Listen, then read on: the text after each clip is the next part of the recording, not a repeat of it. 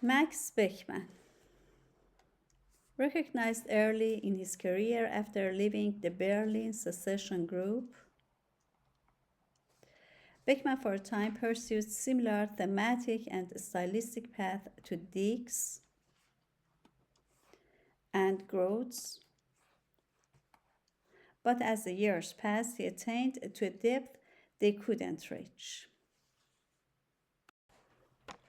The Berlin Secession was an art movement established in Germany on May 2, 1898, formed in reaction to the Association of Berlin Artists and the restrictions of contemporary art. 65 artists seceded, demonstrating against the standards of academic or government endorsed art. The movement is classified as a form of German modernism and come on the heels of several other secessions in Germany, including Jugendstil and the Munich secession. The Munich secession was an association of visual artists who broke away from the mainstream Munich Artists Association in 1892.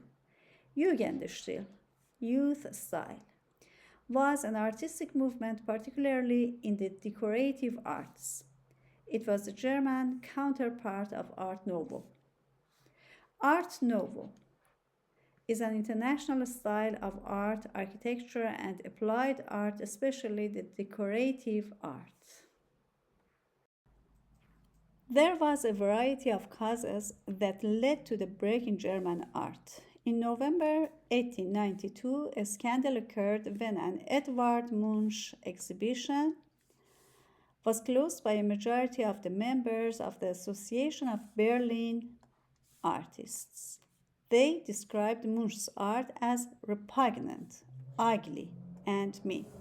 Other artists in favor of Munch, however, were not yet organized enough to leave the established exhibition system of the Academy. They gave some demands, like 8 rooms and independent jury and committee. Finally, a compromise was found, but fewer rooms. He was a lone wolf who belonged to no group or trend, a man who began to employ the stylistic means of Expressionism long after Expressionism as a project was over. More, he ceased to indulge in the self-analysis, the psychic exhibitionism of the Expressionist painters after once mercilessly evoking in his 1917 self-portrait with red scarf the shock and consequent nervous breakdown to which his experience of the brutality of war had led. In this self-portrait, Beckmann presents himself frontally but slightly turned to his left, in a position that engages directly with the viewer through an intense and focused gaze. The artist's head is sharply angled,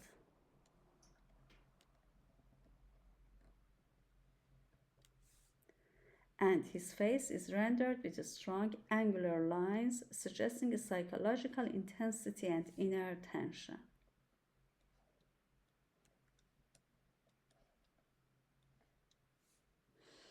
Beckmann's use of color is notable, with the red scarf around his neck offering a stark contrast to the otherwise muted tones of his attire and the background.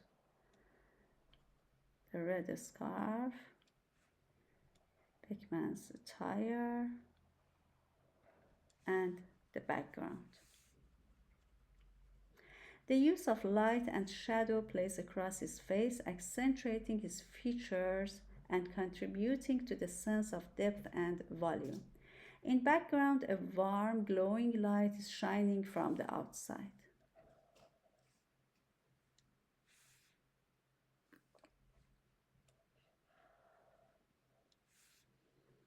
His left hand shows what appears to be the suggestion of a wound.